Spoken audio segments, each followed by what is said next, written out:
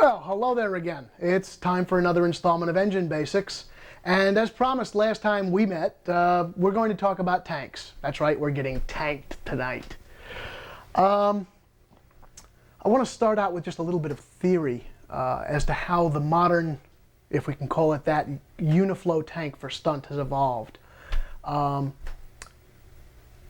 Control line stunt flyers probably put more effort into building and modifying their tanks than almost any other aeromodeler, with the possible exception of the team race people.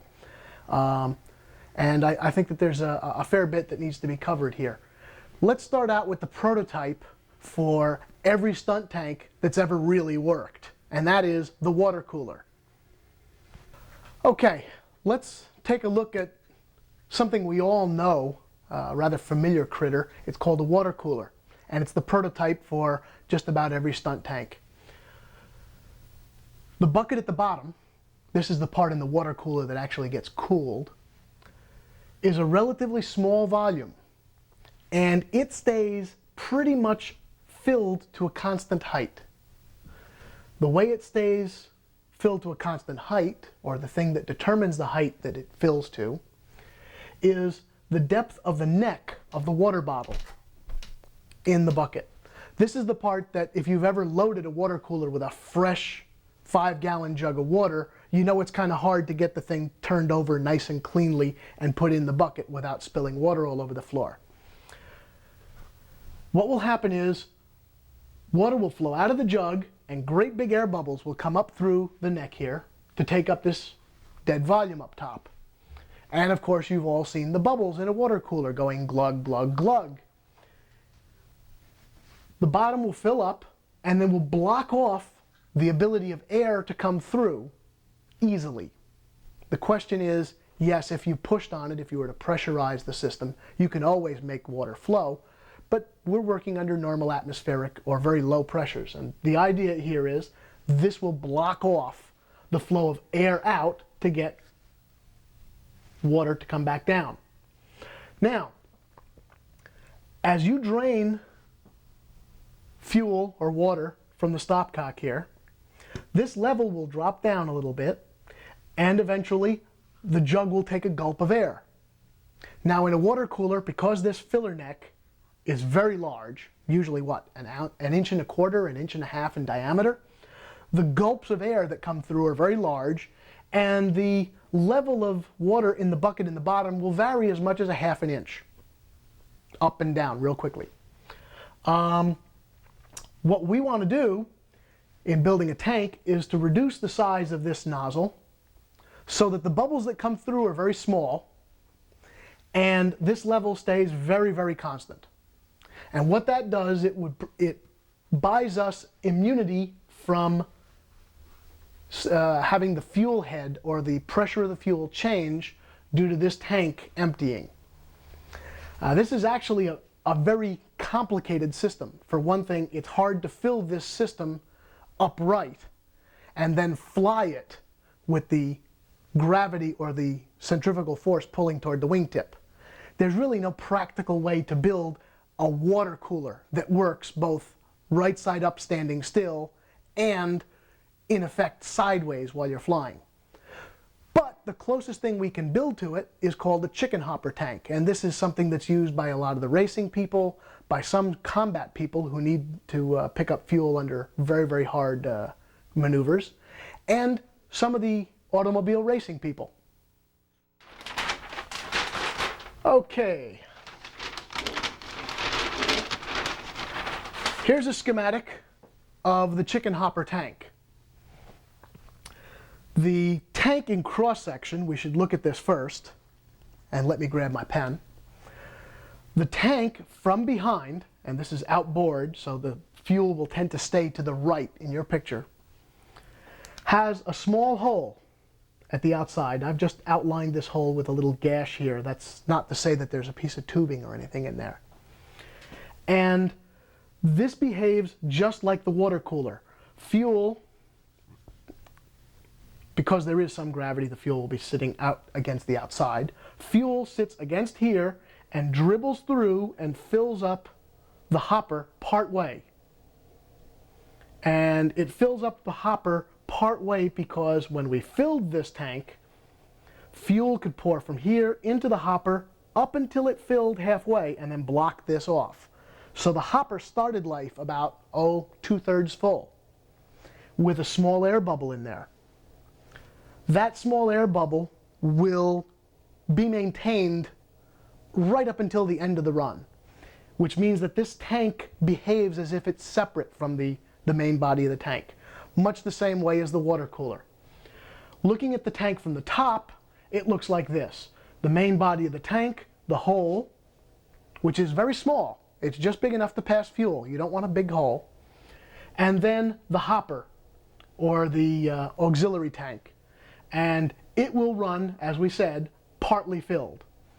I haven't shown it here, but a chicken hopper tank needs a vent, and that vent should go to the upper inside front corner. And that same vent can be used for filling as an overflow, and also for a vent which could either be presented to the air or to muffler pressure. Mild pressure doesn't really affect the way the system works. It just makes it work better. And that vent should go in the front of the tank and come up here. Okay, inside front corner, up top. And from the back, you'll see it here. All right, that's a chicken hopper tank. And it does work very consistently. It's very, very useful when you have an engine that has very poor fuel draw. For example, a half-A stunt ship that Bob Hunt and I had worked on years ago. It was a prototype for doing some experiments with canards. The only way we could keep an 049 running through the incredibly tight corners this airplane would fly was to build a chicken hopper tank. And it was not an easy thing to do in the space we had available, I don't mind telling you. Chicken hoppers, by and large, are complicated. It's a pain to put this bump inside the airplane. And if you do fit it inside the airplane, you've lost a great deal of fuel volume that you could carry. And of course, we never build the noses on our airplanes any bigger than they have to be. So usually, we need this volume here. Okay? That's probably the biggest reason that we don't use chicken hoppers every day. Which leads us to Son of Chicken Hopper. Does this sound like a bad science fiction movie title? And, as promised, the Uniflow, Son of Chicken Hopper. Let me stop and talk a little bit about the philosophy of the kinds of tanks that we're going to talk about building. We're going to be talking about building tanks using the commonly available radio-controlled plastic tank. Two reasons for this. The first of them is I can take a plastic tank like this one over here, and I can hold it up to the light, say hallelujah, and I can see right through the tank if I hold it up to a bright light. The same bright light that I use for carving top blocks for my airplanes. And what I can do is see the position of the fuel pickup, I can see the position of the overflow vent for filling, and I can see the position, if I turn it around just right, of the Uniflow. All of these things I can do against sunlight. This is the kind of tank that I can adjust and play with at the field and optimize my engine run and fly it immediately afterwards to see if I did the right thing. I like this adjustability feature. Almost everything else on our airplanes is adjustable these days at the field, and there's no reason for the tank to be an odd man out. The second reason for using a plastic tank has to do with the original charter of this column. I don't know if you remember our first meeting here, but I had said that one of the things we were going to try to do was take the vast majority of those items we can find built for the radio control mass market, and with as little modification or grief as possible, modify them for our use so that we can do the things we want cheaply, effectively, and be able to buy them without having to ferret through old hobby shops and back shelves where you can't find anything for the toys. The plastic tank satisfies that requirement. Okay, you can pick one up, and if you don't like the size that you have, you just go get a bigger or smaller one. Yes, it does require a little bit of an adjustment in terms of your mindset. First, the idea that they work, they do. And secondly, you're going to start tailoring the dimensions of the nose of your airplane around these tanks, but that's hardly a problem. Okay, let's talk about the Uniflow tank. The basic idea of the Uniflow, if we assume that gravity is outboard, as we look at our top, really bottom view here, is we are going to substitute what used to be the hard divider of the neck of the bottle in the water cooler, or the dividing wall between the hopper and the main part of the tank and the chicken hopper. We're going to try and build a poor man's dividing wall, which is no relation to Hadrian's wall, a wall of bubbles, or a curtain of bubbles. The reason this curtain of bubbles, and by the way, it is not so neat as what I've drawn, the reason this curtain of bubbles makes something that resembles a wall is because if gravity pulls this way and the fuel, let's say that the tank is 2/3 full, the pressure in the fuel gets higher and higher the deeper down you go because of the weight of the fuel above it, which means that when the bubbles come out of the Uniflow line, whether it's muffler pressure or outside air vent, they will tend to hang like a curtain at pretty much the same level with respect to where the line tension or the gravity is. Actually, this curtain of bubbles only spreads over a small area and then starts to disperse. But for the purposes of explaining this, we can talk about there being a curtain of bubbles here.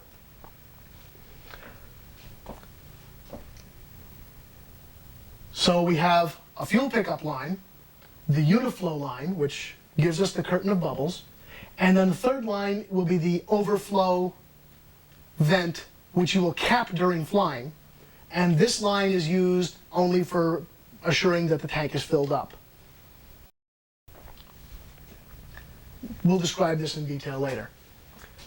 These two lines here are tied together somewhat loosely, so that they can slide past each other just the least little bit. Allow me to explain why. Looking from the front view, you can see that the fuel pickup line, I'm sorry, this is a rear view. Looking from the back, you can see the fuel pickup line coming out of its brass or copper tube, and a flexible line, usually with a short length of brass in the middle to keep it from being floppy. The fuel pickup line will be able to swing freely from the bottom outside corner of the tank to the top outside corner of the tank.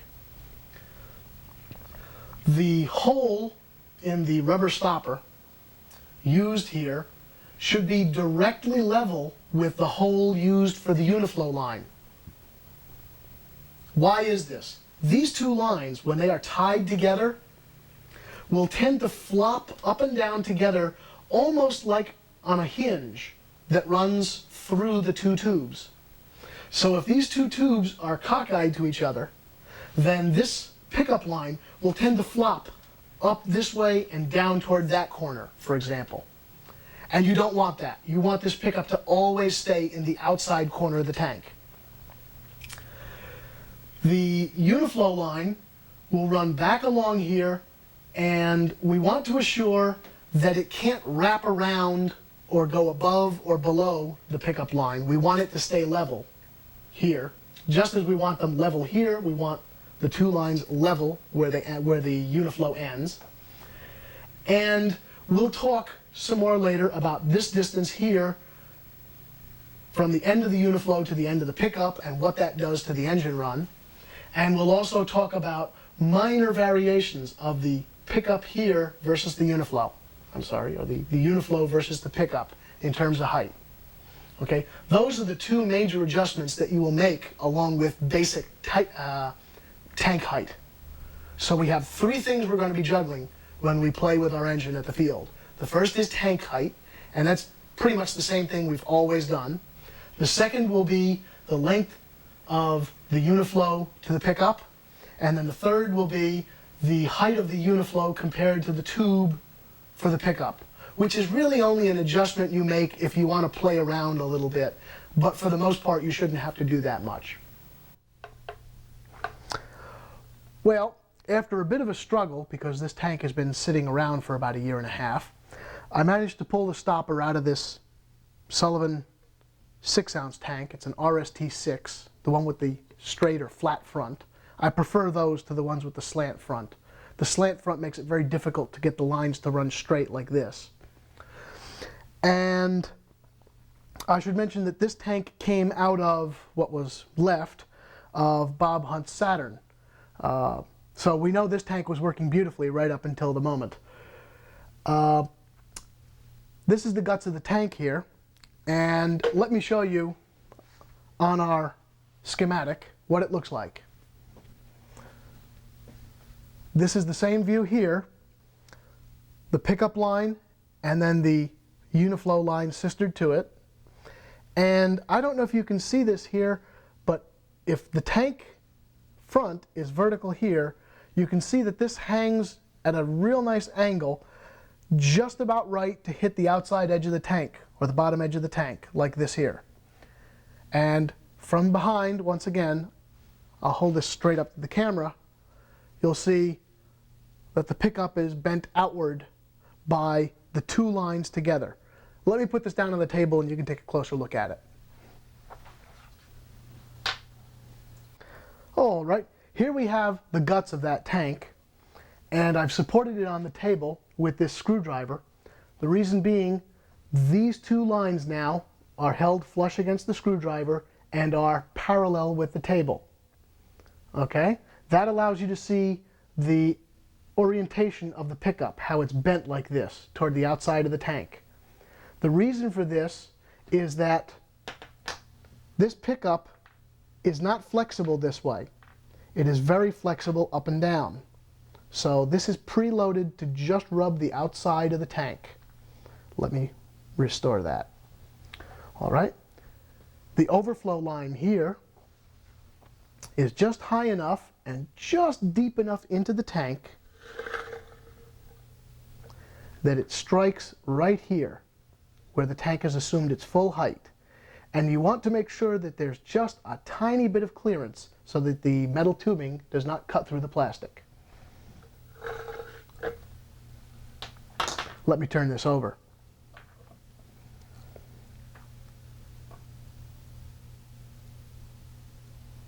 Okay, I think you see that.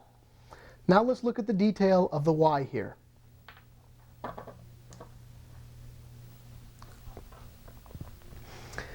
For this tank, we've used a rather large distance from the pickup to the Uniflow opening. I have used, depending on the tank and the application, everything from soldering this Uniflow tube directly to this front corner of the pickup to all the way in the middle of the tank. And we'll describe in a moment what that does for you. But in general, running this pickup approximately 1 inch to 1.25 inches away from the back of the clunk, which is to say 1.75 inches away from the pickup end, makes for a much less critical run. Let's go back to the big diagram and see if I can't explain that to you. Okay, we're back with the schematic here, and let's look at what this curtain of bubbles might look like from a rear view. Here is the opening for the Uniflow, and that curtain of bubbles, because of both the outboard or centrifugal force and gravity pulling down, that curtain of bubbles might be spread somewhat like that. All right? Now, as the stunt ship transitions from positive G to negative G, this curtain of bubbles moves. You know how every time you pull a corner, the G loading pulls everything to the bottom of the airplane in the inside turn and pulls everything to the canopy in an outside turn? Well, bubbles, because they float, they have negative weight, go backwards. So in a hard inside corner, these bubbles will move up. In a hard outside corner, as the clunk moves here, these bubbles will try to move down. The deal is, they don't move in a nice, neat, orderly fashion. And what can happen is, if you start to pick up these bubbles with the pickup, the engine will brake hard and maybe even run away on you. What we like to do is to run the pickup just far enough in that you don't have that problem. And the symptom that you would be looking for if you think that the pickup is too far back is, number one, that the engine appears to brake hard in a square corner, but appears to run pretty much predictably through all three rounds, both inside and outside. Or the engine runs away during the square horizontal 8 where there are lots and lots of corners and you're foaming the fuel in the tank because the bubbles are thrashing back and forth, top to bottom, top to bottom. But the engine settles down again after you do a couple of level laps. That would be the symptom if the pickup were too far down. If the pickup is too far up, it's much less critical, but you don't get as much of the Uniflow benefit. That is to say, you may notice that the end of the engine run is a little leaner than the beginning, and you may notice that the middle of the engine run goes a little bit rich as the fuel drains down and the Uniflow uncovers. And just at that moment, there will still be enough fuel in the tank that there's enough fuel pressure due to gravity or centrifugal force, and the engine will appear to go rich in the middle of the flight. So those are your two sets of symptoms that you want to balance against each other. Like I said, it's much less critical making this distance from the pickup to the Uniflow opening too big. You very rarely have a major problem. The tank doesn't work as nicely as it could. If the pickup is too far back, the regulation of the fuel pressure gets better and better right up until you start picking up bubbles and making the engine run inconsistently. Okay, let's look at the other adjustment, that of rotating the pickup and the Uniflow versus each other. Come a little closer, I want to show you here.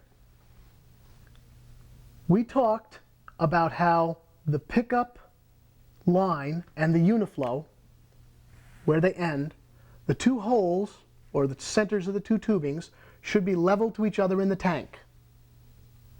All right? Can you see those two spots? The little asterisks there. All right. Two adjustments that play with each other are, number one, shimming the tank up and down, and this is the classic adjustment that I think almost everyone out there understands, and moving these two pickup lines versus each other. They're not exactly equivalent, but they do pretty much the same thing. Ideally, you should start with these two pickups, or the lines, dead even with each other. And I'll show you what that looks like later on with our sample tank plumbing. You should start with these two level, and you should shim the tank up or down to make the inverted and upright laps and, let's say, the consistent soft maneuvers, 3 insides and 3 outsides, to run the same. You want to make the airplane run the same inside and outside in 1G to moderate Gs under most conditions, because the tank positioning governs long-term behavior.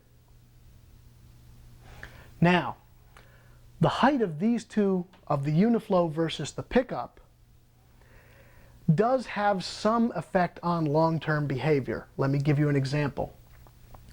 If I shim, or if I twist the lines so that the Uniflow is a little high, that makes the engine run rich upright and lean inverted.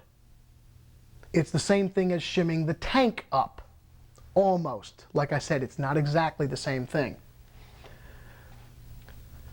The difference here is the curtain of bubbles now has moved compared to the fuel pickup. So while it has affected the overall engine run, it will affect the brake in a hard square corner even more. So if your engine brakes rich in the outside corners, that's a very common problem, you may wish to take this pickup, the Uniflow vent, and raise it up higher so that the curtain of bubbles is moved down some in the outside maneuvers, meaning there's less fuel pressure or fuel head above the pickup below the curtain of bubbles when you're upside down. I'll say that again because I said that rather fast. The Uniflow behaves somewhat like the position of the tank, but it's not really the position of the tank, it's the position of the curtain of bubbles. If you move it up, it's like moving the tank up. If you move it down, it's like moving the tank down. Only because you've moved the curtain of bubbles, the behavior you're changing the most is the hard high G corners.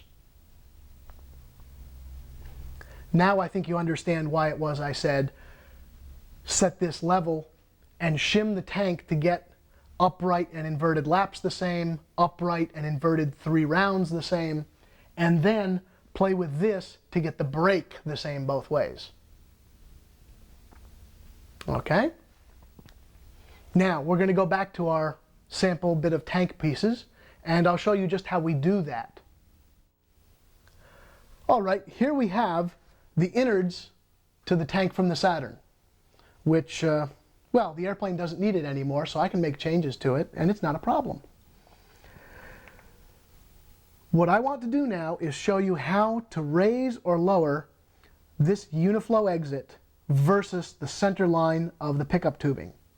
The way I do that is by twisting both of these tubings in the rubber stopper in much the same way that you would braid a single loop rubber band in a rubber model. Now, how many of you remember how to do that, huh? The idea here is by twisting the two together, I can bias this. Let me show you.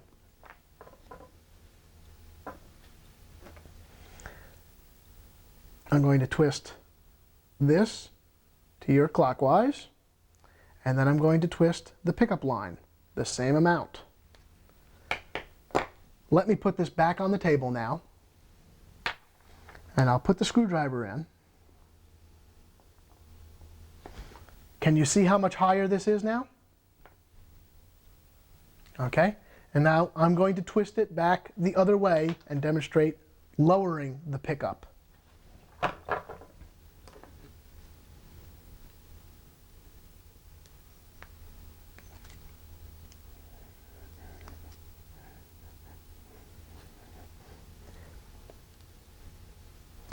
You may notice that the rubber stopper is giving me a great deal of resistance here. It's because this stopper is almost 2 years old. And this is an ideal time to talk about maintenance for your tank. There. You see how it's lower now? This rubber stopper has gotten all gummy and nasty after being in the airplane for about a year and then lying around for another 3/4 of a year. It's a good maintenance item and probably just a good thing to do in general to take the tank out of the airplane at the end of each season and plumb it fresh with a brand new rubber stopper and brand new fuel tubing at the beginning of every year. I think it's a really good idea. Certainly in terms of reliability, you'll appreciate it.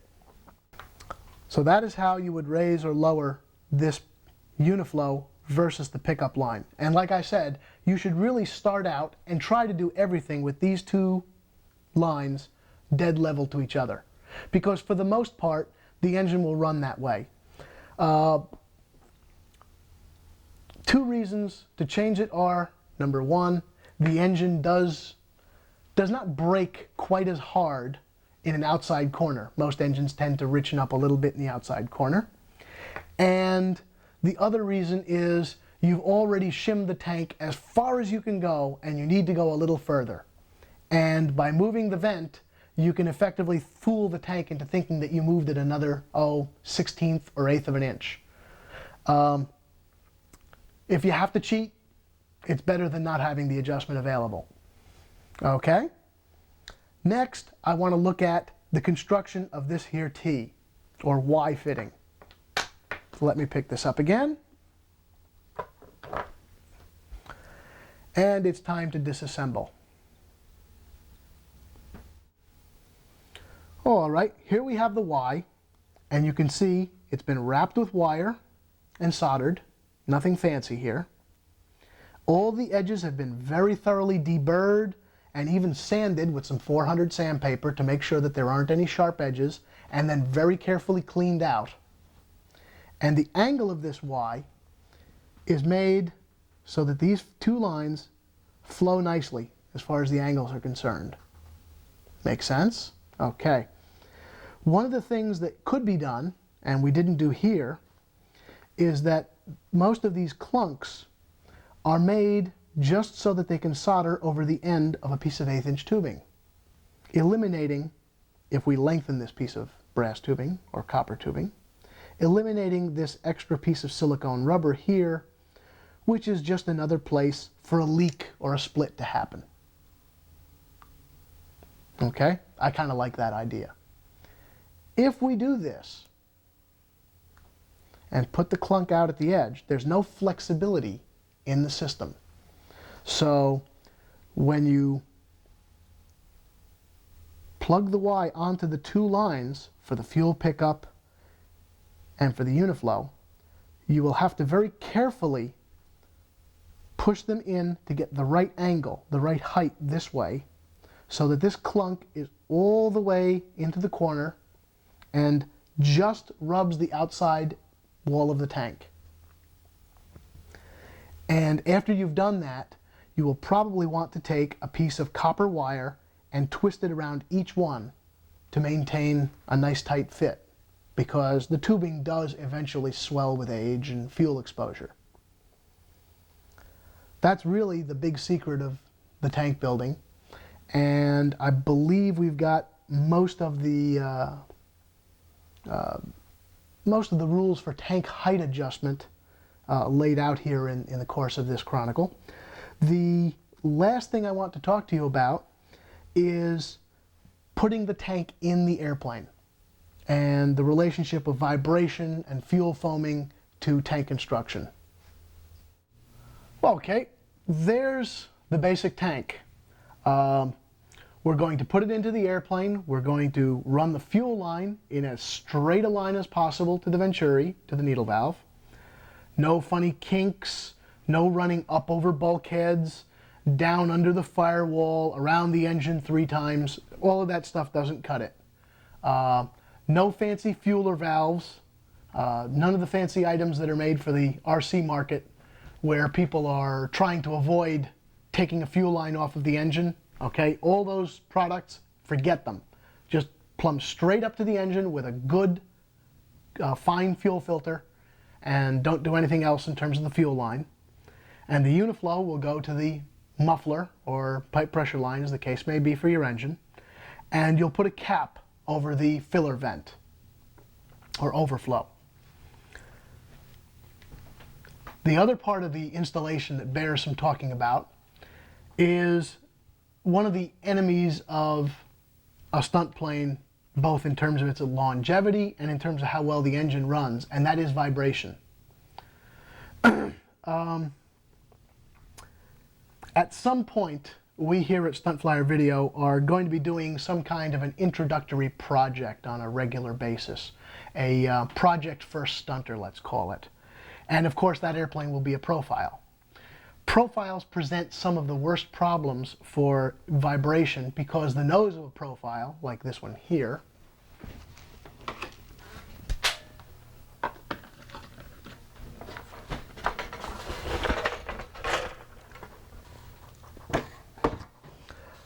the nose of a profile is thin in cross-section, and the fuselage to wing leading edge joint is really quite narrow side to side. A full-bodied stunter has a lot more rigidity because the glue joints on both sides are separated by a large distance, and stiffness goes with the distance squared when it comes to twisting things. So the nose of a stunter can twist much more readily compared to the wing than can a full-bodied stunter. For this reason, you will see sheet cheeks, half-inch sheet cheek cowls, or what have you on profile models, and the plywood doublers will be well done in a good design, because you really do want to dampen and transmit as much of the engine shake or vibration to the wing. The reason being, the wing is the stable platform, or the, let's call it the bedrock on which everything lies. Engine vibration, by the way, is, for the most part, all in rotation. There's very little shaking up and down. There's relatively little shaking side to side. Most of the impact or vibration of the engine is in torsion, rotating. And the wing has the most inertia, the most resistance to being moved that way. So the stiffer the nose is to the wing, the better off you're going to be. Now, on a profile model, you want to make sure that the twisting and shaking of the nose is not directly transmitted to the fuel, because what will happen to the fuel is that it will suds, and the engine doesn't run well on suds. It's great for taking baths, but it's not good for running model airplane engines. What you would like to do with two things.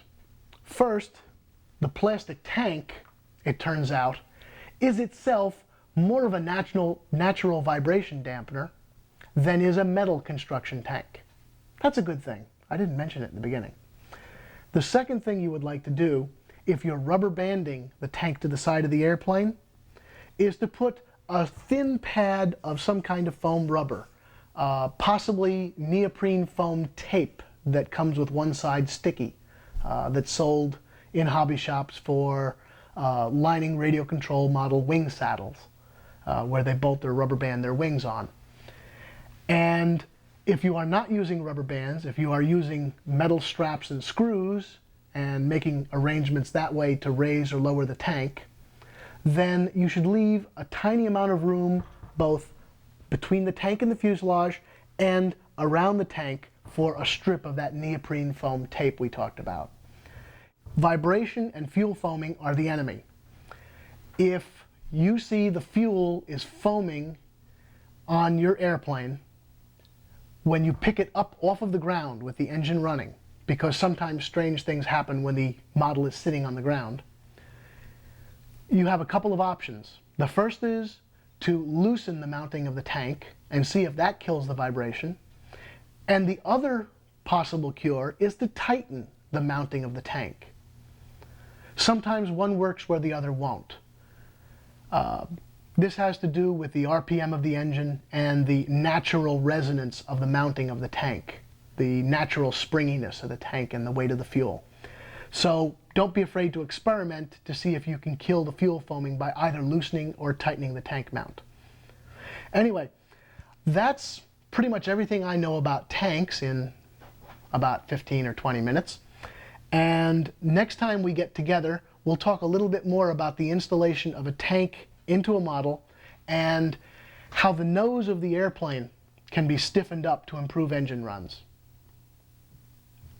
Until then, fly stunt.